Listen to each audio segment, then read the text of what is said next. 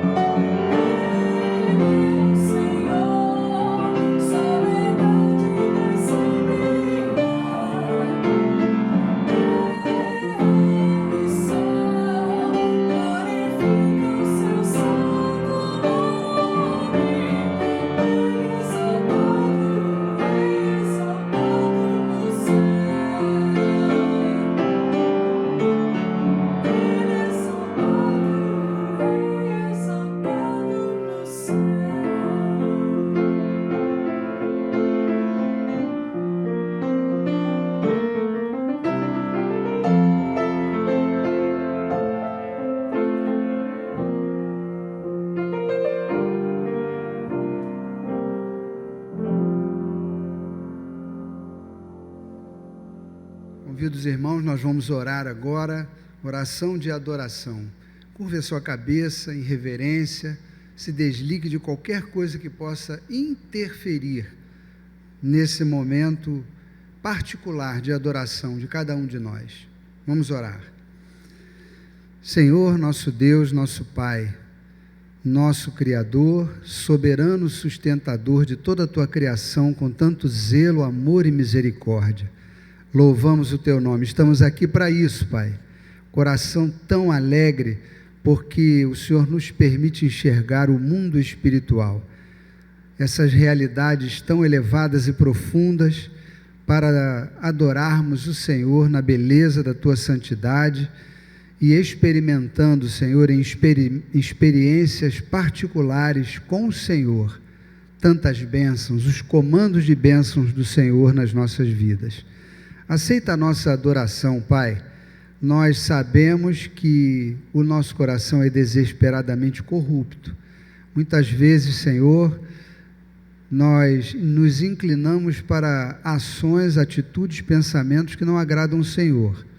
Mas nessa hora nós queremos nos ver livres, Senhor, de tudo isso, para diante do Senhor adorarmos o Senhor e dizer o quanto nós amamos o nosso Deus.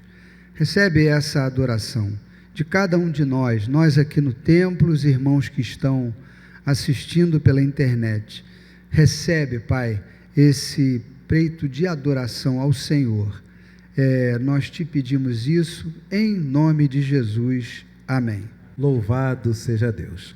É tempo de confessarmos ao Senhor os nossos pecados. tempo de colocarmos diante dele o nosso coração em espírito de confissão. Assentados como estamos, ouçamos a leitura que nos convida para este tempo, com o presbítero Tiago Bolsas. Bom dia, igreja. Vamos ler o texto que nos convida à confissão, esse momento do culto que nós ficamos só nós com Deus, conversando, falando com Ele, abrindo nosso coração, fazendo súplicas e pedindo perdão por cada um dos nossos pecados. O texto que nos convida a essa confissão está na primeira carta de Paulo aos Coríntios, capítulo 15, versículos 16 a 20. 1 Coríntios, capítulo 15, versículos 16 a 20. Leamos de forma alternada. Porque, se os mortos não ressuscitam, também Cristo não ressuscitou. E se Cristo não ressuscitou, é vã a vossa fé, e ainda permaneceis nos vossos pecados. E ainda mais, os que dormiram em Cristo pereceram. Se a nossa esperança em Cristo se limita apenas a esta vida, somos os mais infelizes de todos os homens. Ora, se é corrente pregar-se que Cristo ressuscitou dentre os mortos, como, pois, afirmam alguns dentre vós que não há ressurreição dentre os mortos? Todos. Mas, de fato, Cristo ressuscitou dentre os mortos, sendo Ele as primícias dos que dormem. Sendo que Cristo ressuscitou dentre os mortos e morreu por nós, pelos nossos pecados, cantemos em glória a Ele, glória para sempre ao Cordeiro de Deus. Louvemos a Deus e preparemos-nos nesse momento tão íntimo que é a oração silenciosa que precederá a oração audível. Louvemos a Deus em reverência.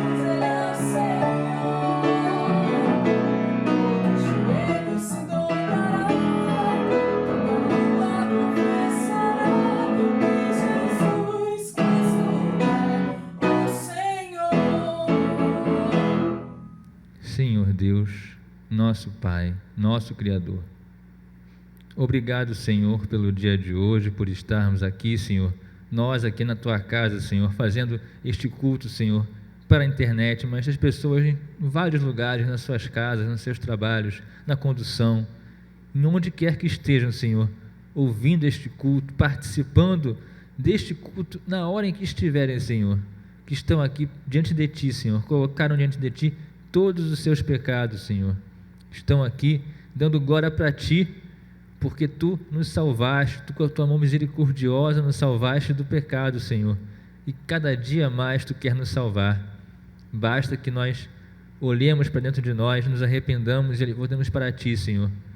Te pedimos, Senhor, que nos perdoe por cada um dos pecados aqui colocados, Senhor, e também pelos pedidos de cura de enfermidades, cura de saúde econômica, financeira, saúde física, saúde espiritual, saúde de relacionamento, Senhor.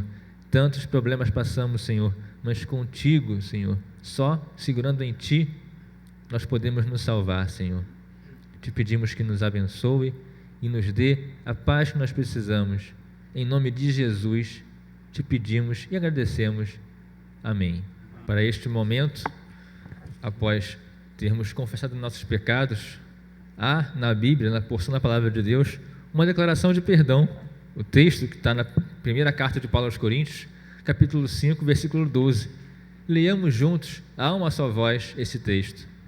Graças a Deus que nos dá a vitória por intermédio de nosso Senhor Jesus Cristo. Com a graça de Deus que nos dá essa vitória por intermédio de Cristo, saudemos-nos uns aos outros com a paz de Cristo. Paz de Cristo, Cláudio, paz de Cristo, Tiago, paz de Cristo, Elias, paz de Cristo. Paz de Cristo a todos que estão conosco e que têm a plena convicção de que, confessados os pecados, estes já não mais existem. Queridos, receberemos agora a palavra do Senhor. Ore apenas não pelo mensageiro de hoje, mas também ore por todos os locais onde a este momento as pessoas estão na expectativa de também receberem a palavra do Senhor. Esta oração por iluminação será feita pelo nosso presbítero emérito Elias Freitas. Oremos. Senhor nosso Deus, nesse momento em que nós queremos aprender da Escritura Sagrada, da Tua Palavra, nós suplicamos, Pai, assiste-nos com a assistência poderosa do Teu Santo Espírito.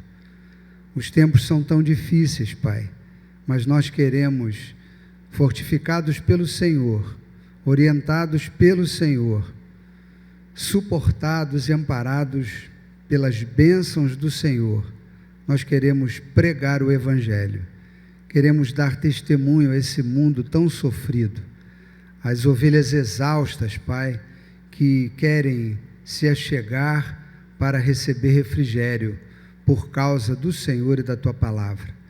Usa esse momento, Pai, em que a Tua Palavra vai ser propagada por esse veículo de comunicação que tem sido usado tantas vezes para o mal. Nós queremos que ele seja usado, Pai, para o bem, para a pregação do Evangelho e expansão da obra do Teu reino. Dá essa bênção, Pai, e dá-nos a instrução que precisamos, o alimento espiritual.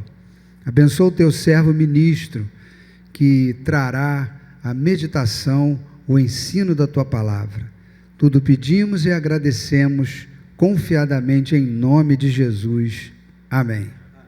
Gênesis capítulo 2, versos de 4 até o verso de número 17. Coloquemo-nos de pé, leamos de forma alternada. Esta é a gênese dos céus e da terra, quando foram criados, quando o Senhor Deus os criou. Não havia ainda nenhuma planta do campo na terra, pois ainda nenhuma erva do campo havia brotado, porque o Senhor Deus não fizera chover sobre a terra, e também não havia homem para lavrar o solo. Mas uma neblina subia da terra e regava toda a superfície do solo. Então formou o Senhor Deus ao homem do pó da terra e lhe soprou nas narinas o fôlego de vida, e o homem passou a ser alma vivente. E plantou o Senhor Deus um jardim no Éden, na banda do Oriente, e pôs nele o homem que havia formado. Do solo fez o Senhor Deus brotar toda a sorte de árvores agradáveis à vista e boas para alimento, e também a árvore da vida no meio do jardim, a árvore do conhecimento do bem e do mal. Verso de número 15 até o verso de número 17, leamos todos. Tomou, pois, o Senhor Deus ao homem e o colocou no jardim do Éden para o cultivar e o guardar. E o Senhor Deus lhe deu esta ordem: De toda árvore do jardim comerás livremente, mas da árvore do conhecimento do bem e do mal não comerás, porque no dia em que dela comeres, certamente morrerás. A igreja pode assentar-se. Hoje é 1º domingo de fevereiro. Hoje é celebrado em todo o país o Dia do Homem Presbiteriano do Brasil. Por que presbiteriano do Brasil? Porque tem presbiteriana independente, presbiteriana reformada, presbiteriana... Tem até uma presbiteriana que é redundante, presbiteriana conservadora. Ora, aí nós temos uma que é um pouquinho mais diferente, presbiteriana pentecostal. Aí temos a presbiteriana também, acho que renovada. Hoje somos várias igrejas presbiterianas. Hoje é celebrado o Dia do Homem Presbiteriano do Brasil. E a nossa mensagem hoje, ela é voltada para toda a igreja e, ao mesmo tempo, pensada nesta figura masculina que, de uns tempos para cá, é dito que se encontra em crise. O meio masculino encontra-se em crise.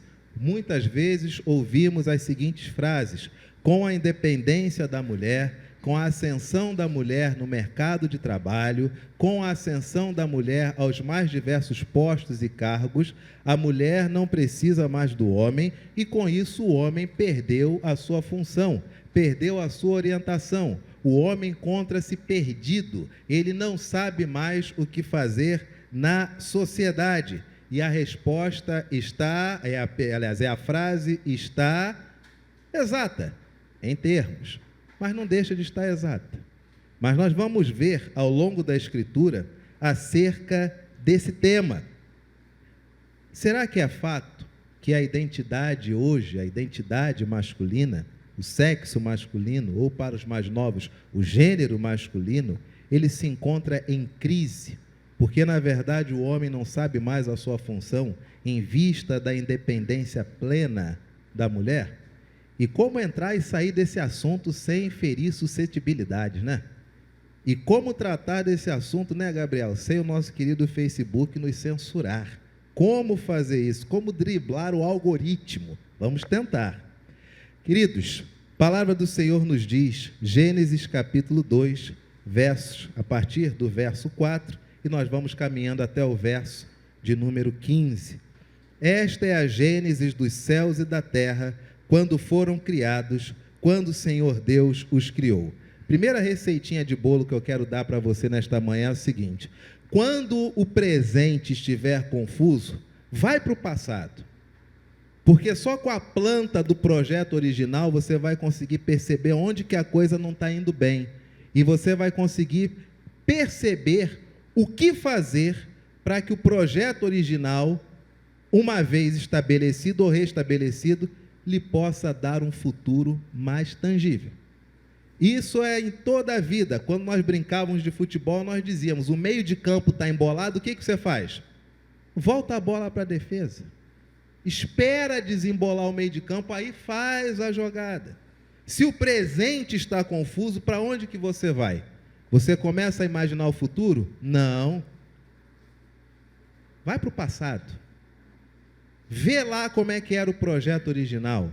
Vê em que momento começou a ter alguma confusão, para que você possa compreender o presente e aí sim, planejar bem o seu futuro. Por isso, no meio de um contexto onde tantas questões de sexualidade, gênero, diferenças entre homem e mulher são cada vez mais fluentes no nosso cotidiano, vamos um pouquinho para o passado. Verso de número 5. Não havia ainda nenhuma planta do campo na terra, pois ainda nenhuma erva do campo havia brotado. Por quê? Está escrito aí, vamos ler. Por quê? Porque o Senhor Deus não fizera chover sobre a... Então Deus criou a terra inteira, só ainda não havia o quê? Chovido. A impressão que dá é que já haviam as sementinhas, né? Já estava tudo pronto, só faltava o quê? Só faltava a água, só faltava a chuva. Mas era só isso que faltava? Continuando. E também não havia homem para o quê? para lavrar o solo. Não haviam plantas e também não havia homem.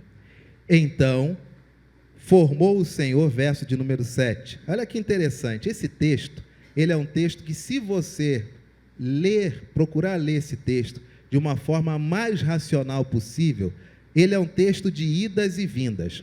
Ora, não havia nada porque não tinha chuva, mas Deus, no verso de número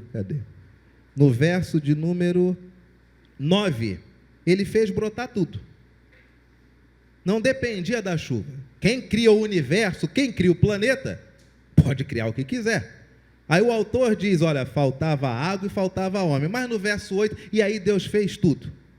Mas preste bem atenção, nas idas e vindas do texto, os detalhes.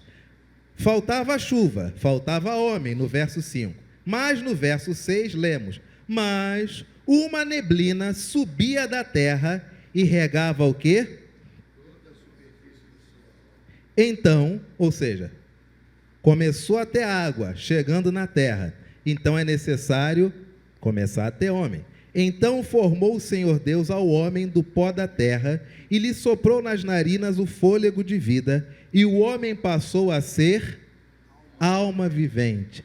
Deus fez o corpo todo do homem, estava ali, aquele Homo sapiens. E agora era necessário fazer o quê? Dar vida. E aí o autor utiliza a expressão que Deus soprou no nariz. E no que sopra no nariz, o homem se anima. E, literalmente, ele recebe ânima, recebe alma. Ele passa a existir. Olha que coisa interessante. E plantou o Senhor Deus um jardim no Éden. Havia esse jardim? Não. Qual era o nome do planeta? Éden. Então, no Éden, fez o Senhor um cercado. E neste cercado, chamado jardim, diz a palavra do Senhor, no verso de número 8, e pôs nele quem? O homem que havia... O homem foi feito nesse jardim? Não.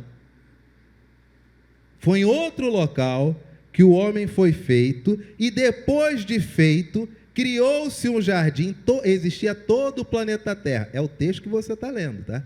Só que a gente está lendo de uma forma racional, sem paixonite, sem arroubos, apenas o texto em português. Ainda, existia o planeta, criou-se o homem, e aí observou-se, pegou-se um lugar nesse planeta, criou-se um cercado, a qual deu-se o nome desse cercado de jardim, e é um jardim que estava localizado no Éden, e neste jardim o que Deus faz?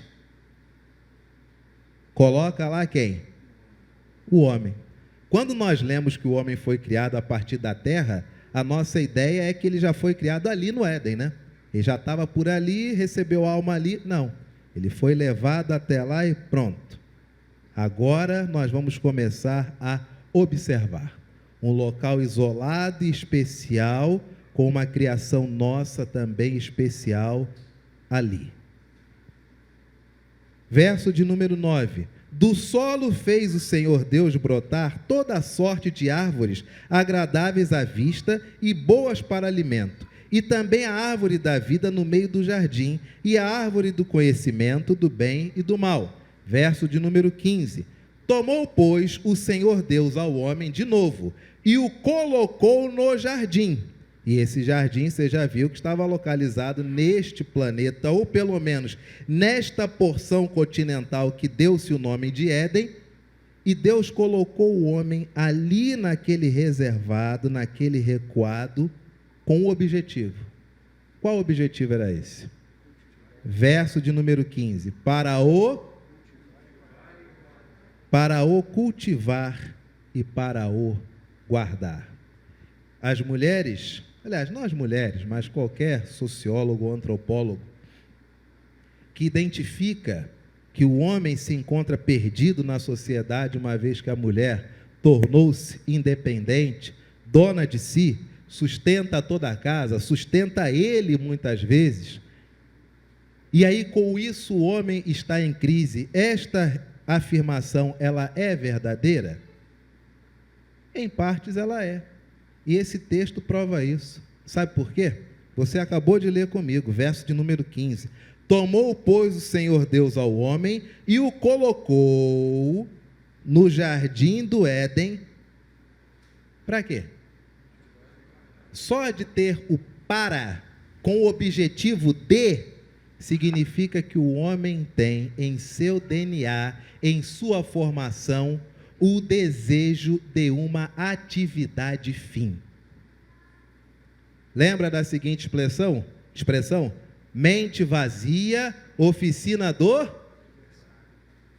Por quê? Porque não tem a função, está lá jogado, está vazio. Sem uma função, sem um para, sem um objetivo, o homem se sente efetivamente o quê? Sem utilidade.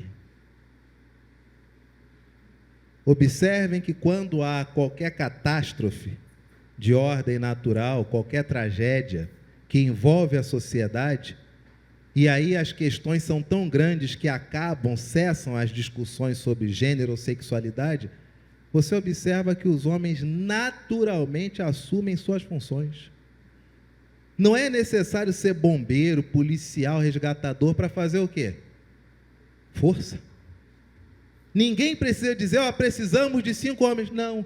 Naturalmente o homem vai lá, começa a puxar. Você está bem aí, meu amigo? Alguém traz água para ele. Outro diz, não pode dar água para ele agora. Naturalmente, quando surge uma hecatombe, vem alguém com uma pá, começa a já abrir caminho. Natural. Parece que o ambiente, quando demanda uma função, naturalmente o homem reage a essa função. Por quê? Porque está em nosso DNA. Nós fomos criados, gerados com um objetivo. Deus não criou o homem para apreciar o homem e dizer, mandei bem, eis aí o Homo sapiens superior, top, precisa fazer nada, quero te admirar. Não foi isso. Tem um planeta enorme. Existiam outras vidas nesse planeta? Texto não diz. Existiam outras civilizações? Texto não diz. O texto somente diz, façamos um homem à nossa imagem e semelhança. Se já existiam outros, texto não diz. Mas fato é, uma geração, uma espécie tem que ser mais parecida conosco. E é plural, é façamos. Tem que ser mais parecida conosco para ter uma função, que é cultivar e preservar este jardim. Ponto. Tão somente isto. E de uns tempos para cá, a masculinidade se encontra realmente numa espécie de crise, porque é verdade. Com base nisto, percebemos que muitas vezes os homens se encontram perdidos, porque parecem que não é muito claro que eles têm uma função na sociedade. Recentemente, tivemos na nossa cidade uma nova investida de tentar trazer paz a uma sociedade, aliás, a um ambiente periférico. E aí estava eu viajando, mas vendo na televisão, em um posto, entrevistaram alguém que parece ser presidente de uma associação de moradores, etc., e ele, revoltadíssimo com a forma que o Estado chegou na sua localidade. E as palavras dele, eu guardei bem, foram as seguintes: nós não fomos ouvidos e também não pudemos ouvir. Corretíssimo. Porque se eu pudesse falar, eu diria, governador, eu quero saúde, eu quero educação, eu quero lazer e eu quero respeito à mulher idosa, que conta a história da comunidade. Eu quero educação, lazer, segurança e respeito à mulher idosa, que traz em si a história da comunidade. Não está errado, mas me faltou uma coisa a ele falar. Sabe o que faltou ele pedir? Alguém chuta? Uma palavrinha que começa com E e termina com emprego. Porque o problema é esse. A primeira coisa que um homem deve pedir é função, é emprego, é trabalho. Porque com emprego, as demais tarefas da vida começam a ser o quê?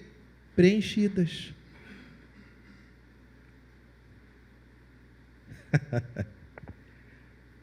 Ia falar um negócio aqui, mas o algoritmo ia nos cortar, deixa quieto. Emprego. Nossa sociedade hoje pede segurança, educação e lazer. Mas cadê trabalho, hein? Nossos jovens foram tolhidos de exercer trabalho. As crianças não podem mais exercer nenhuma função laborativa, à exceção de aparecer em novela. Aí pode. Mas se o pai ou a mãe são sapateiros e a criança poderia ficar lá de 2 às 4, não pode. E se vier a fiscalização, multa. Antigamente, para aqueles que são mais novos, antigamente o mundo era tão bom,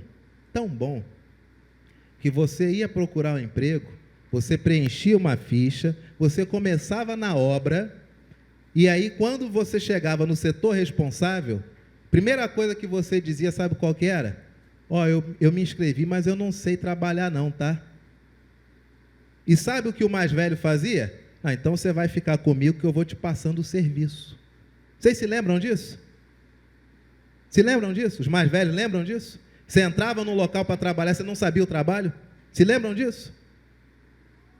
Mas aí esse patrão que pagava você, para você aprender a ter um trabalho, porque tu não sabia, ele te remunerava para você aprender a trabalhar.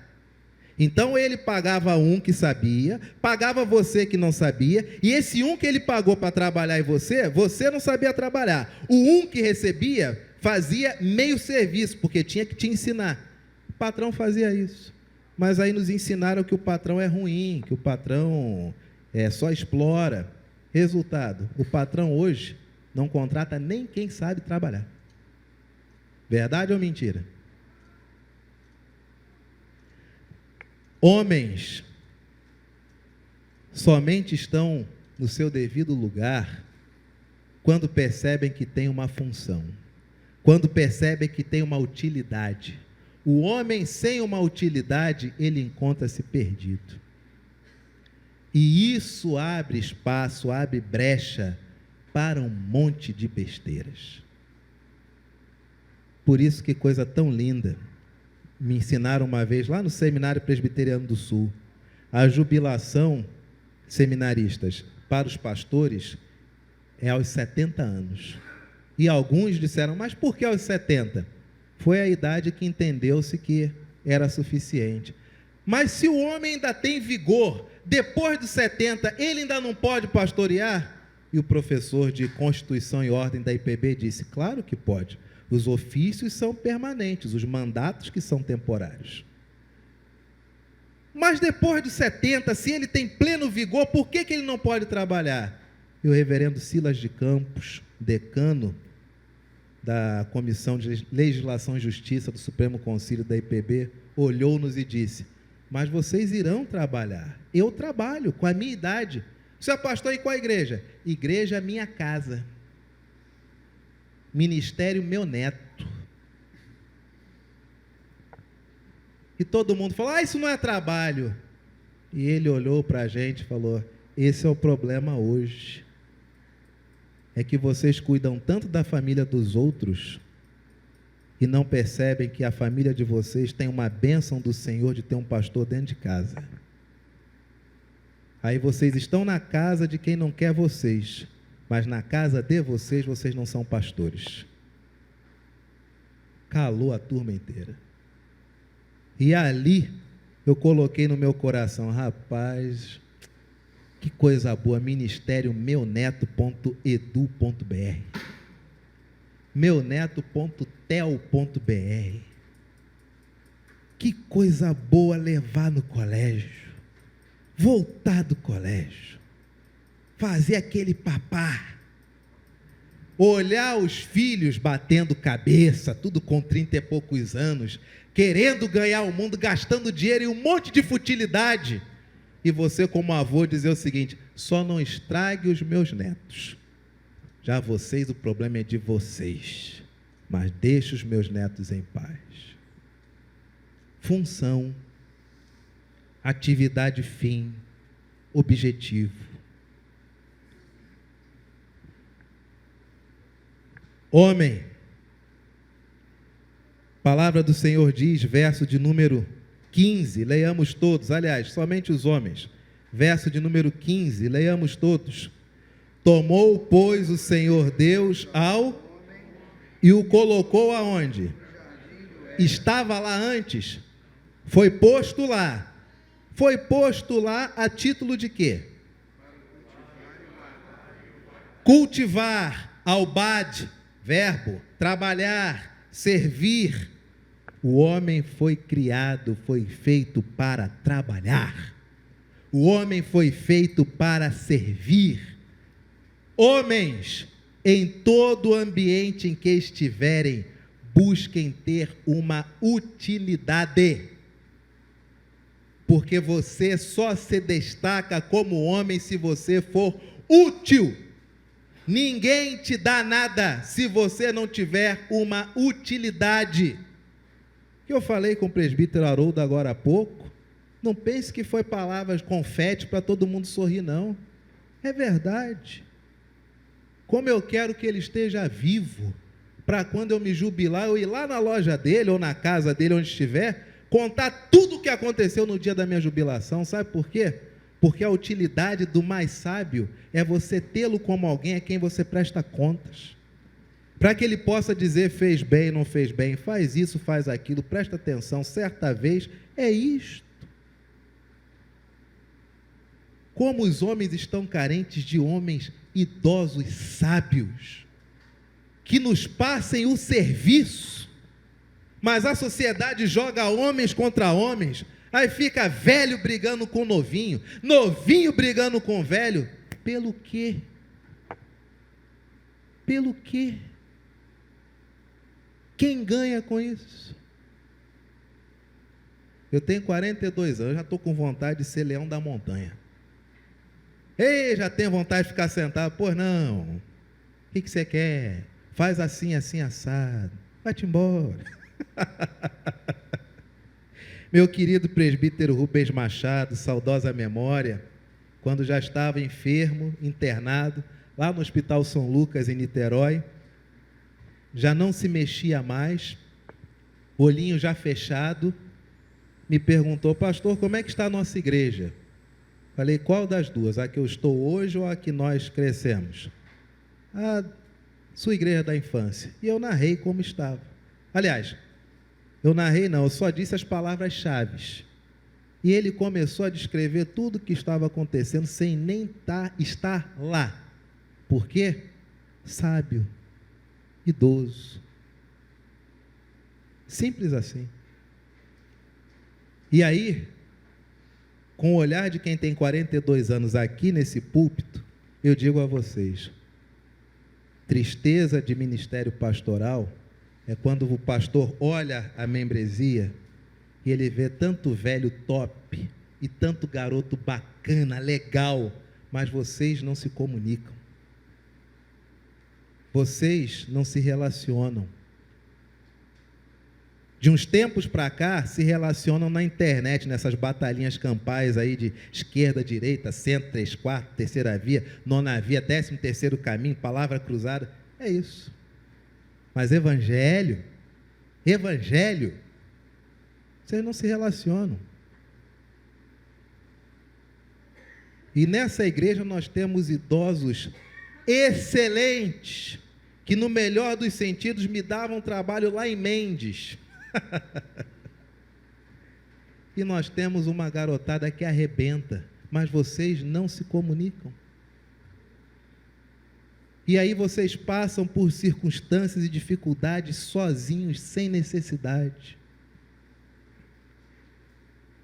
Homem, tenha uma utilidade, Se você já está idoso, adota uma garotada. Vou fazer o seguinte: quem tem aqui homens de 12 até, vamos esticar a corda, 40 anos, queiram ficar de pé, com idade entre 12 e 40 anos.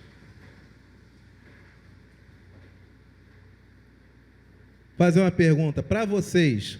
Vocês têm algum homem aqui nessa igreja idoso que vocês têm a alegria de dizer que agem na função também de conselheiro, de mentor na vida de vocês? Quem tem, levante sua mão. Essa é a nossa realidade. Agora queiram se assentar, por gentileza. Homens acima de 55 anos, queiram colocar-se de pé.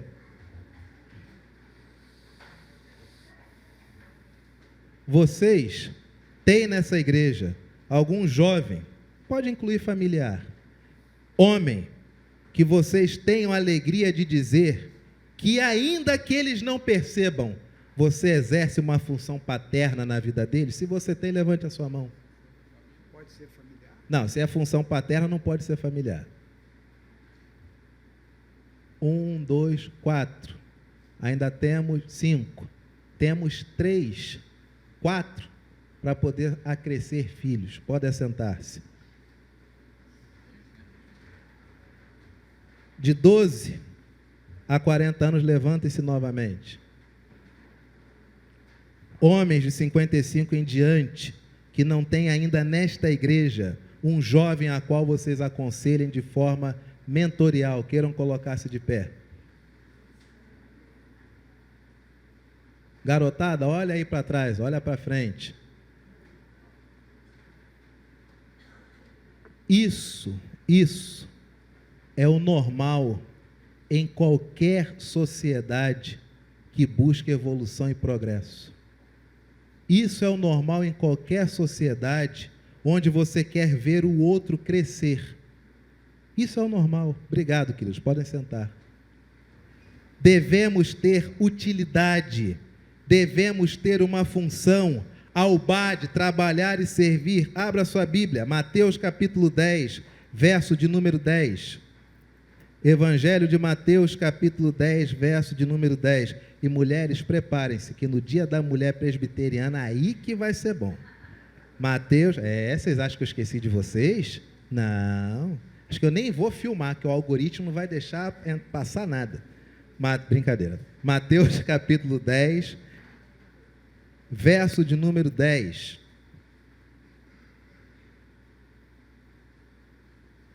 Parte B, lá no finalzinho. Penúltima linha. Porque digno é do seu... De uns tempos para cá, nossos jovens não têm tido acesso ao mercado de trabalho. Como tem sido difícil obter emprego para os nossos jovens. Com isso, eles acabam não sentindo-se úteis dentro de casa. Mas tem um porém, nem sempre também dentro de casa nós damos a eles uma utilidade, uma função, não é verdade? Um paninho para passar no chão, a louça para lavar, uma cama para arrumar, uma roupa íntima para lavar no banheiro, não é verdade? Uma mesa para botar. Outro dia, minha filha chegou para mim, fiquei estarrecido, fiquei perplexo. Chegou para mim e falou assim: papai, o senhor pode me dar R$200?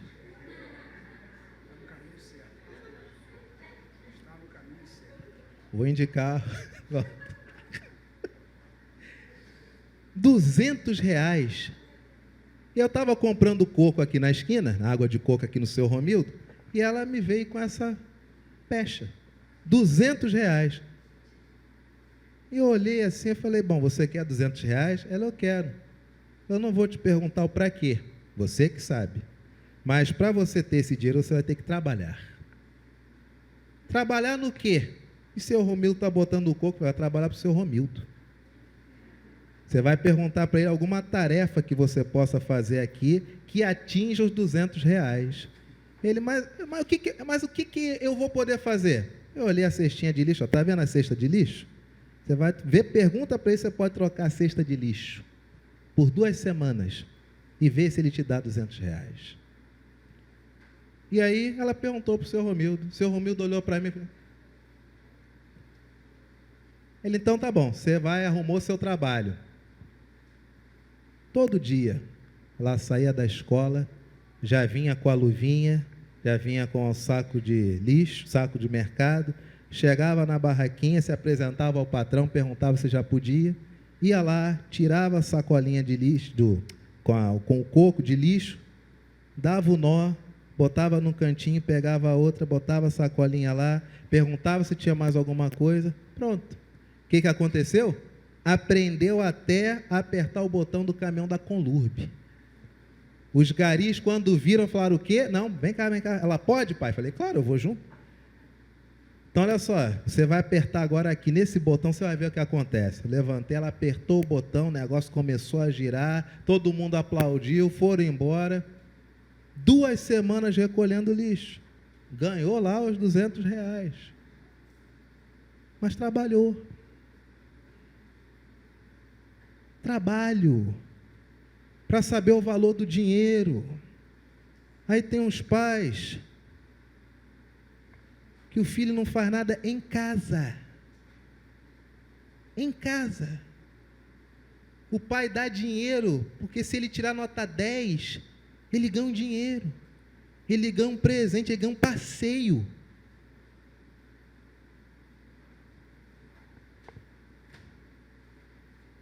Digno é o trabalhador do seu alimento. Minha mãe me criou dizendo: quem não trabalha não come. Trabalho. Nós temos, infelizmente, uma geração, não é culpa deles não, tá? Estou culpando o adolescente, não estou culpando deles não. A responsabilidade é quem devia ensinar de acordo com a Escritura. Aliás, uma perguntinha que é necessário fazer, né? Um sermão também como este. A Bíblia é a nossa única regra de fé e prática, queridos? É? Vale o que está escrito na Bíblia? Digno é o trabalhador do seu? Se alimenta quem? Nossas crianças estão fazendo alguma coisa? Me lembro quando mais novo, não fiz alguma coisa em casa, meu pai falou: olha, vou te levar para trabalhar. E aí eu disse: papai, mas eu sou estudante. Aí meu pai: você tem razão, né? Pegou uma ficha, aqui uma ficha que eu preenchi, estava escrito aqui sobre você, profissão, você escreveu o quê? Estudante? Então vai estudar. Toda vez que eu chegar em casa, se você não tiver com a cara no livro, você vai trabalhar para mim. Aí eu estudava, chegava às férias de verão, o que ele fazia? Você estudou, tirou 10, então agora você merece ir trabalhar comigo. Porque eu não posso trabalhar com alguém que não seja inteligente. Se você tirou 10, você merece trabalhar com seu pai. Era assim. Não sou exemplo de trabalho para ninguém, mas eu estou dizendo para você que eu fiz isso e não morri. Virei até pastor. Dá um trabalho para o teu filho. Dá uma tarefa para o seu filho.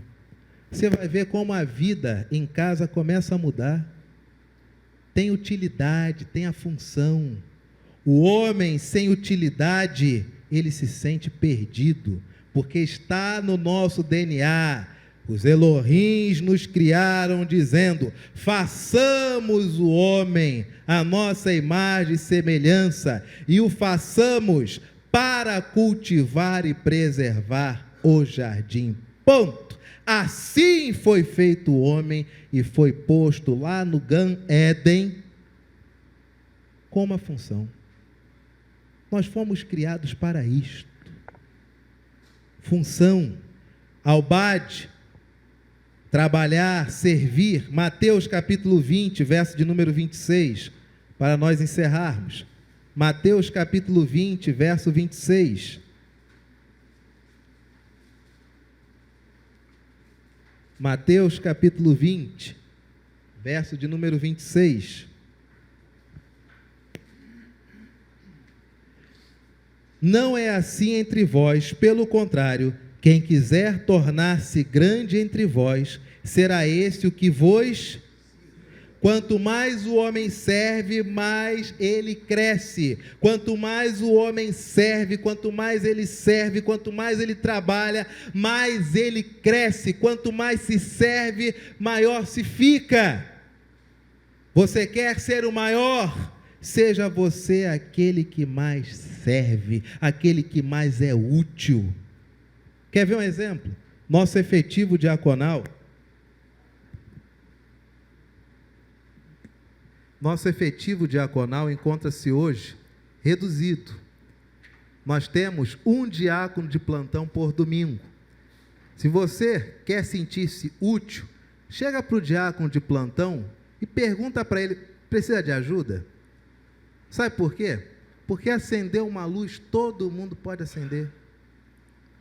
Não precisa ser investido o diácono. Colocar um totem de álcool em gel no lugar, qualquer um pode fazer. Ver se precisa de ajuda para abrir a janela, qualquer um pode fazer. Você quer ser o maior? O homem só cresce quando ele serve. Pergunta para o diácono: diácono, está precisando de ajuda? Você tem que subir para conversar com alguém? Quer que eu fique aqui na recepção? Ou se eu fico na recepção, posso? Quer que eu veja se os envelopes estão no local? Qualquer um pode servir. Sirva. A palavra do Senhor ainda diz que o homem, ele foi posto para cultivar e também para guardar, chamaste, observar, proteger. Mateus capítulo 15, verso de número 17. Mateus capítulo 15, verso de número 17.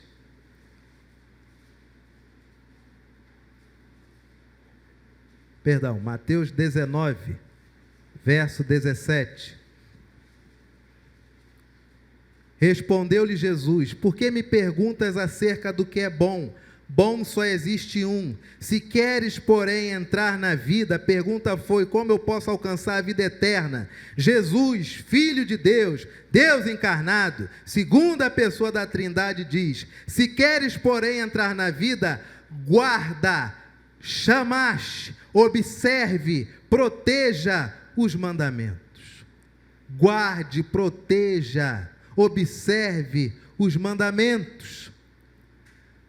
Homem, o primeiro elemento, se você é casado, que você tem que cultivar e guardar é a sua família. Cultive relacionamentos familiares.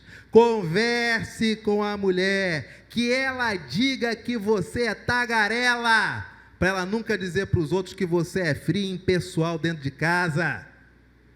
Conversa com ela, que ela diga assim: me dá um tempo. Você dá o tempo que ela quiser, mas ela nunca vai poder dizer que faltava diálogo, porque se deixar, nós nos enterramos na poltrona do papai com controle remoto, meu amigo, e sumimos de dentro de casa. Verdade ou mentira? Se ela disser assim: vai lá ver televisão, cara, você ganhou aí, passe livre, rapaz. Está liberado. Ela não vai querer te ver nem pintado o resto do dia, está ótimo. Mas ela não pode reclamar que você não conversa, que você não olha no olho, que você não dialoga. Isso ela não vai poder fazer. E é essa uma das reclamações das nossas irmãs, mulheres. Nós devemos cultivar e também guardar a nossa família quando casados. Homem, o que seu filho está vendo na TV? Eu volto a repetir: o problema não é o programa, o problema são os intervalos comerciais. O que eles estão vendo na TV? Você sabe? Quando eles perguntam alguma coisa para você, não é que eles não saibam, eles já sabem, que eles foram no Google. Eles querem saber se você sabe da forma correta. Quem está ensinando sexualidade para os seus filhos, hein? Não é você não? Mas eles já sabem. Aprenderam com quem? Você não sabe? Vai tapar o sol com a peneira? Vai fazer vista grossa? É isso mesmo? Vai dar uma de que não sabe o que está acontecendo. Você nunca teve 14, 15 anos. É isso mesmo. Está tudo certo. Dá mole não, meu amigo. Se você não ensinar, ele ou ela já está ensinado. Você deve preservar e cultivar o seu jardim. E o seu jardim se chama família. Família. Mas pastor, eu não sou casado, não tenho família, estou soltinho, significa dizer então que eu estou tranquilo? Claro, tranquilo para trabalhar, tranquilo para fazer o seguinte: se o Gan Éden do homem casado é a família, sabe qual é o seu Gan Éden solteiro? Sua cuca. Sabe qual é o seu Gan Éden? Seu corpo. Sabe qual é o seu Gan Éden? Seu conhecimento. Sabe qual é o seu Gan Éden? Seus estudos. Homem, evolua de forma pessoal. Provérbios diz: não deis, não entregues, não consagres as suas forças às mulheres. O que a rapaziada de hoje faz? Quer ganhar R$1 para quê? Pegar mulher. Quer R$5 para quê? Mulher. R$10 para quê? Mulher. Quer comprar um carro? Quê? Mulher. Não aprendeu nada. Mas também tem quem ensine. Mas está lá em Provérbios: concentre-se em você. Não entregue a sua força, os seus anos de vitalidade, de força, de empenho às mulheres, porque elas continuarão. Mas você, meu filho, nem sempre será forte. Concentre-se em você. Seja o melhor homem para você. Como que é feito um púlpito desse aqui? Que madeira é essa, você sabe? Vai morrer sendo burro, está normal. Como que funciona um celular, você sabe? Vai morrer sem saber. O normal é não saber mais de nada. Tenha um objetivo na vida, conhecimento. Rapazes novos, fortes, bonitos, estragados. Você bota para andar daqui até a Praça da Bandeira, o bichinho não aguenta, rapaz. Ele não aguenta. Você bota para jogar a bola na quadra, ele não aguenta. Por quê? Porque o corpo não é o Gan Éden dele. Ele não estimula o corpo. Me lembro uma vez de ouvir um pastor que chegou para alguém que falou com ele, falou assim: pastor, a minha filha sofre de depressão, e uma depressão gigantesca, e ela não tem forças nem para sair do quarto, o que eu faço? Ele falou: minha irmã, nós vamos orar, você vai marcar com os profissionais que trabalham com a psique, mas a área profissional é profissional, não se intrometa. A área da oração compete a Jesus, não se intrometa, só ore. Mas tem uma coisa que você, como mamãe, vai poder fazer: o quê? Você vai arrastar ela, mamãe. Você tem área, tem algum local que bata sol? Tem. Você vai levar ela para o sol. E você vai pegar sol junto com ela. Você pega sol, mamãe? Não, eu não pego. Então a senhora, mamãe, tem que começar a pegar sol com a sua filha, mamãe. Ela não vai querer, eu sei, mamãe, porque você não quer. A senhora não pega sol, pega um solzinho. E ele disse a segunda coisa: mamãe, ela tem fobia social? Tem, pastor. Não consegue ficar em ambiente com ninguém. Então, mamãe, você vai matricular ela num judô, num jiu-jitsu, num karatezinho, alguma coisa, esporte que tenha contato. Ela não vai querer, eu sei, mamãe. Mas deixa eu fazer uma pergunta para a senhora. A senhora quer a sua filha fazer um judô? Eu não. Então, mamãe, não é ela, é a senhora que não quer também, mamãe. Porque ela precisa ter contato com as pessoas, mamãe. Tem que agarrar a pessoa, tem que ser corpo a corpo. Ela tem que perceber que o outro não lhe causa medo, porque ela domina o outro. E eu achei um conselho tão pouco ortodoxo. Mas meses depois ela retornou, mandou uma carta para esse pastor e dizendo: pastor, como as coisas mudaram. Eu nunca vi minha filha se arrumar para sair. E eu vi ela dobrando, pastor. Ela pega aquele tal daquele kimono, ela passa no ferro, que ela não quer chegar com o kimono amassado. Pastor, tem uma tal de troca de uma faixa lá, que é tudo coloridinho. Ela está num negócio de virar faixa amarela, pastor. E ela faz desenho pintando ela assim com uma faixa amarela no corpo. O senhor acha que eu errei a dose? O pastor, não, pelo amor de Deus, mamãe, deixa. E depois ela retornou dizendo, pastor, consegui matricular minha filha em uma escola. Ela tem feito acompanhamento. Os médicos reduziram medicação, mas uma coisa é fato, como o esporte abençoou minha filha. Eu nunca pensei que depressão também podia ser tratada com esporte de contato, de estar junto. Aí nós evangélicos estamos assim, desse jeito, sem cumprir com nossa função natural, sem suar corpo a corpo, sem ter o prazer de liberar endorfina no contato esportivo com o outro. E ficamos com acúmulo de material que não faz bem para o nosso organismo. Ficamos viciados em produtos, em substâncias. Se não tiver um refrigerante no dia, o dia não foi bom. Se não tiver um café no dia, o dia não foi bom. Não tiver um chocolate no dia, o dia não foi bom. Não tiver uma margarina no dia, o dia não foi bom. Você é solteiro? Preserve-se e cuide-se. Você é casado? Preserve sua família e cuide da sua família. Homem, você tem uma função. Você foi criado e você foi plantado em um local com objetivo. Você foi criado para cultivar e guardar, trabalhar e proteger. Trabalhe sua família, proteja a sua família, trabalhe você e proteja-se. Bom dia, irmãos. Estamos agora neste momento de agradecimento por todas as bênçãos que nós recebemos.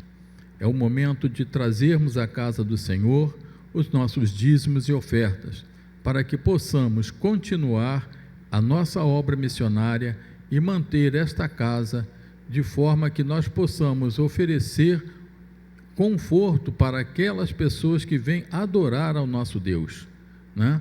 Nós precisamos de contribuir para o fisco, contribuir com os encargos trabalhistas, e nós só fazemos isso graças aos dízimos e ofertas que graciosamente os irmãos trazem à casa de oração, porque Deus olha com muita alegria a quem dá também com alegria, tá? Então, temos um texto hoje que nos leva a este momento, que está em Lucas, capítulo 6, versos 32, 35 e 36.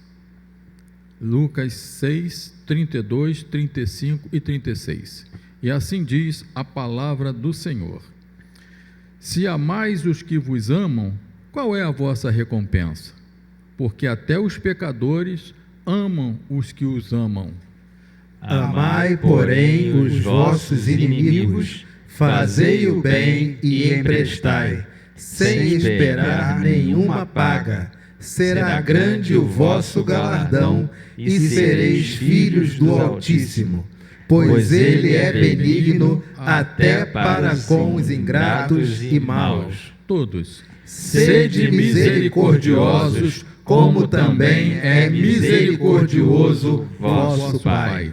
Cantemos agora, nesse espírito de agradecimento, o hino 97 do Novos Cânticos.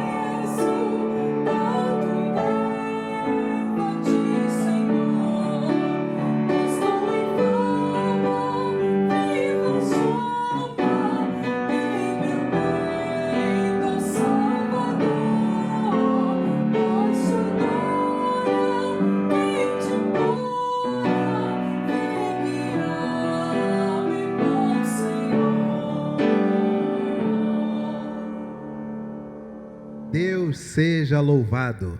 Vamos orar consagrando ao Senhor nossos dízimos e ofertas e lembremos de ao longo de toda a semana, como já é padrão na Igreja Presbiteriana da Tijuca, também lembremos de orar pelos nossos missionários. Os obreiros desta semana são o missionário Renato e, olha só que nome lindo aqui, o nome da esposa do Renato, ó. O dela eu acho que se fala Stephanie, mas o nome da minha filha é Stephanie. Então, mas é um nome belíssimo, é um nome, acho que sobremodo excelente. Missionário Renato e Stephanie, que estão lá no campo de Arthur Nogueira, aqui pertinho em São Paulo. Consagremos ao Senhor nossos dízimos e ofertas e intercedamos pelos nossos missionários com esta oração que será feita pelo presbítero Cláudio Rodrigues. Oremos. Amado Deus, muito obrigado, Senhor, porque os seus filhos, servos seus, trouxeram à sua casa, conforme sua orientação, os seus dízimos e ofertas. E nos oriente, Senhor, para que possamos dar continuidade à obra missionária que a sua Igreja Presbiteriana da Tijuca vem realizando. Tu sabes quanto é o esforço que fazemos para poder manter estes campos, Senhor, onde as pessoas, os missionários, os pastores com as suas famílias, estão levando a sua palavra em locais que não podemos alcançar. Continue abençoando a todos eles, Senhor, a todos esses que levam a sua palavra aos mais longínquos cidades, distritos, bairros do nosso país. E continue também, Senhor, abençoando a nossa membresia, as pessoas que congregam nesta igreja, que trazem as suas ofertas para que esta obra continue.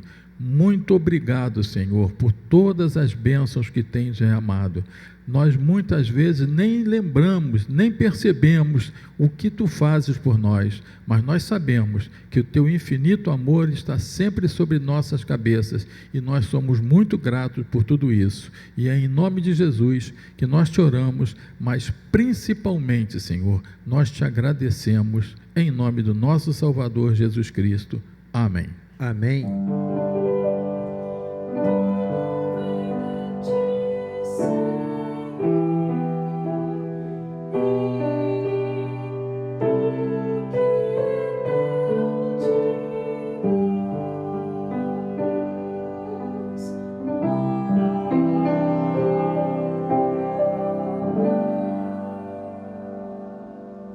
O Senhor Jesus, Ele nos ensinou a orarmos juntos, dizendo: Pai nosso que estais nos céus, santificado seja o teu nome. Venha o teu reino, seja feita a tua vontade, assim na terra como nos céus. O pão nosso de cada dia nos dai hoje. Perdoa as nossas dívidas, assim como nós perdoamos aos nossos devedores. E não nos deixes cair em tentação, mas livra-nos do mal, pois teu é o reino, o poder e a glória para sempre. Amém. Meu irmão e minha irmã, que o Senhor te abençoe e te guarde, e que a graça do nosso Senhor e do nosso Salvador, o Senhor Jesus Cristo, e que o amor de Deus, o nosso Pai, e que a comunhão, que as consolações, que a alegria e que a paz que vem do Espírito da verdade repouse sobre você, sobre a sua casa, sobre toda a sua família, sobre toda a nossa igreja e sobre todo o povo de Deus, desde agora e para todo sempre. Tua vida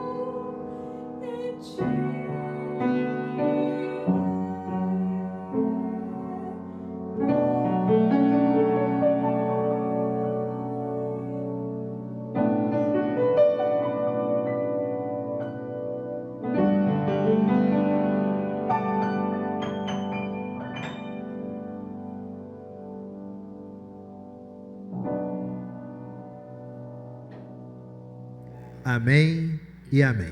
Queridos, que bênção participarmos juntos de mais este culto ao Senhor.